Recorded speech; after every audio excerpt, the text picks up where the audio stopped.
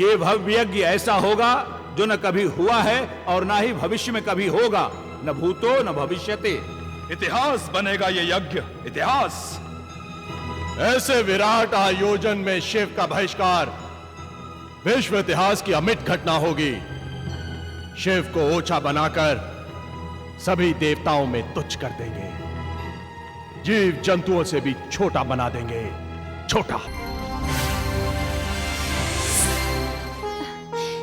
स्वामी, स्वामी, स्वामी, स्वामी, स्वामी, स्वामी, कुछ सुना आपने? सती के रूठे भाग ने अपने नेत्र खोल दिए हैं। शिव ने अपनी दीर्घ समाधि को त्याग दिया है। क्या?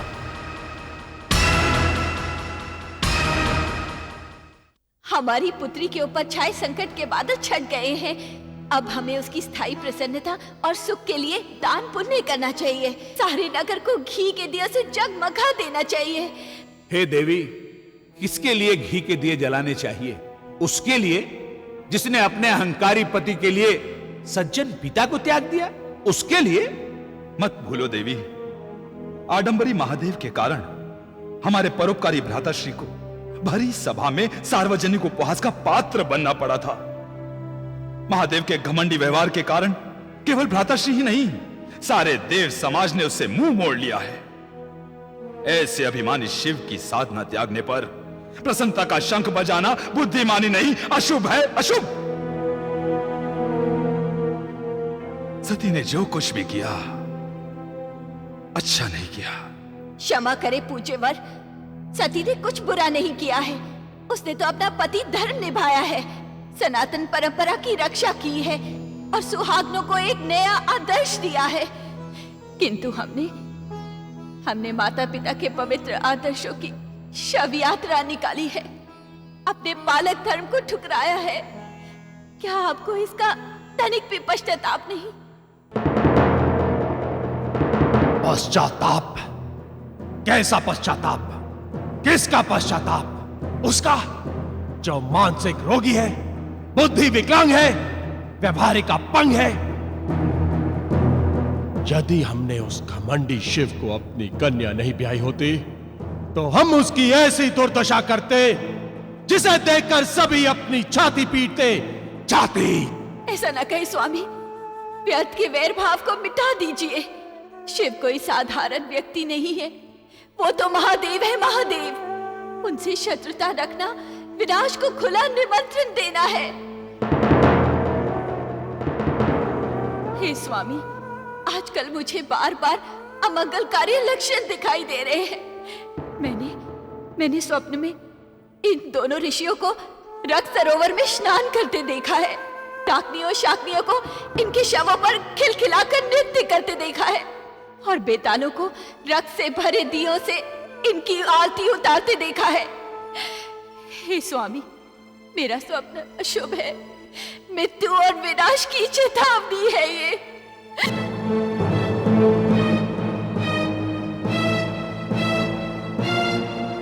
हे पूज्यवर, मैं आप दोनों से विनती करती हूँ, अपने अपने सोए विवेक को जगाइए, वैदिक अनुष्ठान कीजिए या कीजिए ताकि भविष्य में होने वाले अमंगलकारी घटनाओं को रोका जा सके और अशुभ भावों का विनाश हो सके। कैसे अशुभ भाव? कौन से अशुभ भाव? भृगु, पूषा, अंगीरा और अत्रि जैसे तेजस्वी ब्राह्मणों के रहते हमारा मंगल कोई नहीं कर सकता। फिर भृगु और पूषा के मंत्रों में वो अपार शक्ति है कि सूर्य के रथ को भी चाहे तो वहीं रोक दें, विधाता के सारे विधान को उलट पुलट कर दें। ये दोनों वेद मंत्रों के अधिष्ठाता ऋषि हैं।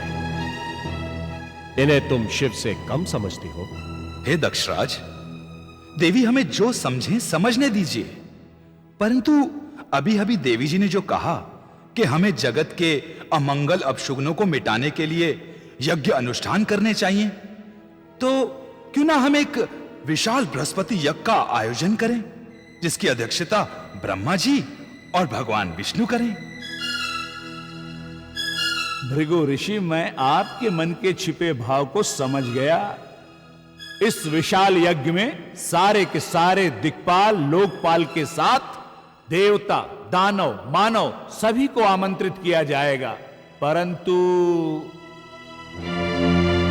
आहा, आपके परंतु का अभिप्राय यही है ना कि हमारे इस विश्व के विराट आयोजन, इस महान यज्ञ में हम सृष्टि के सभी जीवों को आमंत्रित करें, लता वृक्षों पत्तों पत्तों को आमंत्रित करें, कीट पतंगों को आमंत्रित करें, परंतु एक अकेले शिव को आमंत्रित नहीं करें। शिव को नीचा दिखाने का इससे उत्तम आयोजन और क्या हो सकता है? बहुत आनंद आएगा। हे विधाता, त्रिभुवनपति विष्णु और प्रजापति ब्रह्मा के होने से त्रिलोकी में हमारे यज्ञ की यश पताका फहरा उठेगी। ये महान यज्ञ हम कनखल में करेंगे। ये भव्य यज्ञ ऐसा होगा जो न कभी हुआ है और ना ही भविष्य में कभी होगा, न भूतो न भविष्यते। इतिहास बनेगा ये यज्ञ, इतिहास। ऐसे विराट आयोजन में शिव का बहिष्कार विश्व इतिहास की अमिट घटना होगी। शिव को ओछा बनाकर सभी देवताओं में तुच्छ कर देंगे, जीव जंतुओं से भी छोटा बना देंगे, छोटा। हे स्वामी, मैं आपके सामने हाथ जोड़ती हूँ, कृपया ऐसा मत सोचिए। ऐसा करने से आप अपनी पुत्री सती के हृदय को चोट पहुंचाएंगे। उसकी वेदना की आह सारे कुल को नष्ट कर देगी। आप विधाता के पुत्र होकर विधाता को भी रुष्ट कर देंगे। हे स्वामी, आपके ये पाप विचार कहीं मेरे स्वप्न के अशुभ शकुन ना हो। शिव का अपमान कहीं हमारे कुल का विनाश ना बन जाए। मेरे नेत्र पुनः भड़क रहे हैं। तुम स्त्री हो ना प्रिय, स्त्रियां हर बात पर शंका करती हैं। हे भृगु जी और पूषा जी, हमें शीघ्र ही कश्यप, त्रितु, पुलत्स्य, अंगीरा, अत्रि और वशिष्ठ आदि से मिलकर इस महान यज्ञ की तिथि निर्धारित कर देनी चाहिए। हे दक्षराज, सर्वप्रथम हम ब्रह्मा जी के पास चलते हैं। किसी भी प्रकार उन्हें इस यज्ञ का मुखिया बना लेना चाहिए। फिर ब्रह्मा जी को साथ लेकर हम भगवान विष्णु को भी मना लेंगे। हाँ, इन दोनों महादेवों को मनाने के लिए यदि हमें छल कपट किसी भी नीति का प्रयोग करना पड़ा तो हम अवश्य करेंगे। स्वामी, स्वामी, भृगु जी, उषा जी, स्वामी, स्वामी। हे विधाता, ये विवेकहीन अहंकारी अपने स्वार्थ के लिए आपका आश्रय चाहते हैं। आपको वचनबद्ध करके ये स्वयं का ही नहीं, संपूर्ण सृष्टि का अहित चाहते हैं। अतः हे ब्रह्मा जी, जो धर्म के नाम पर अधर्म का विनाशकारी इतिहास रचने की भूल कर रहे हैं, कृपया आप उनके निमंत्रण को ठुकरा देना, अन्यथा परिणाम भयंकर होगा विधाता, परिणाम भयंकर होगा।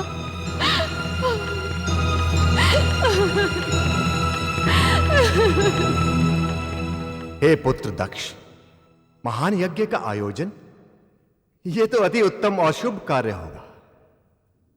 वैसे भी ब्रह्मांड में अनेकों मंगलकारी उक्तापात हो रहे हैं। पाप ग्रह परस्पर दृष्टिपात कर रहे हैं। धूम्रकेतु भी उदित हो गया है। डाकिनी, पिशाचिनी, यक्षिनी भयदायक रुदन करती सी प्रतीत हो रही हैं। पुत्र, सृष्टि के इन मंगल संकेतों के निवारण के लिए ऐसे महान यज्ञ का आयोजन अनिवार्य ही था। हे पुत्र, प्रजापतियों एवं समस्त देवताओं के मुखिया होने के नाते विश्व कल्याण के लिए ऐसे महान यज्ञ का आयोजन तुम्हारा प्रथम कर्तव्य है। हे पिताश्री, आप कुल के पूज्य हैं। आपका समर्थन पाकर हम धन्य हो गए। अब कृपया आप हमारे साथ चलकर विष्णु भगवान को इस यज्ञ का अशिष्ट दाता बनाने के लिए उनकी स्वीकृति दिलाने की कृपा करें। हाँ हाँ, क्यों नहीं।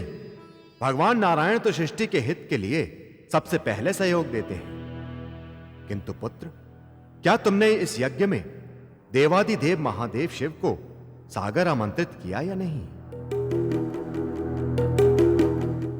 बैकुंठ जाने के लिए यदि शिवजी भी हमारे साथ होते तो नारायण अत्यंत प्रसन्न होते।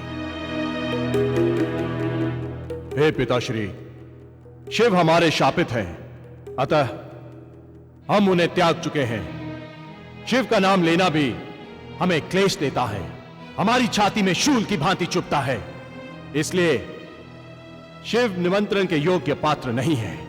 हे दक्ष, ऐसा प्रतीत होता है कि तुमने योगेश्वर शिव को कन्या देकर भी उन्हें पहचानने में निश्चय ही भूल की है।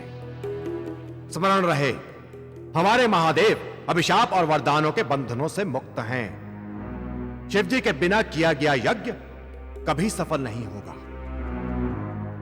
अतः पुत्र, अपने अहंकार को त्याग दो और शिवजी की शरण में जाओ, उन्हें मनाओ। मेरी भावनाओं को समझने का प्रयत्न कीजिए पिताश्री। हे पुत्र, तुम हमारी मर्यादा को मान दो, उन्हें घायल मत करो। क्योंकि शिवजी के बिना किए गए यज्ञ का फल जब हम और नारायण भी नहीं दे सकते, तो फिर ऐसे यज्ञ को करने से किसका कल्याण होगा? हे पुत्र, इस प्रकार के उद्देश्यहीन यज्ञ को रद्द कर दो। सृष्टि की मर्यादा की रक्षा के लिए तुम्हारे इस प्रकार के यज्ञ में हम कैसे भाग ले सकते हैं?